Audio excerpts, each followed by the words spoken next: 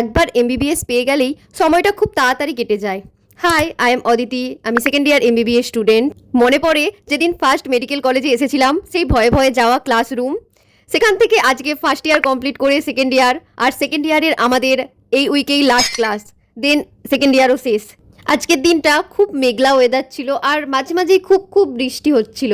এই বৃষ্টির মধ্যেই মাইক্রো ক্লাসে গেলাম। একটাই ক্লাস ছিল, মাইক্রো ক্লাস কমপ্লিট করে নিজে থেকে রুমে এসে একটু পড়া স্টার্ট করলাম।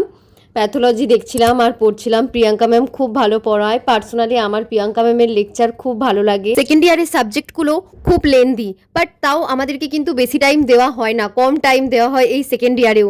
তো এই কম টাইমের মধ্যেই আমাদেরকে সিলেবাস কমপ্লিট করতে হয়, প্লাস রিভিশন, প্লাস এক্সামও দিতে হয়, সব কিছুই করতে হয়। সো সবাইকে একটাই সাজেশান, টাইম নিয়ে ভেবো না যে টাইম কম রয়েছে, কিচ্ছু হবে না। টাইম যতটা রয়েছে ওইটাতেই নিজের বেস্ট দেওয়ার চেষ্টা করো। ব্যাস এইটুকুই আজকের ভিডিওটা।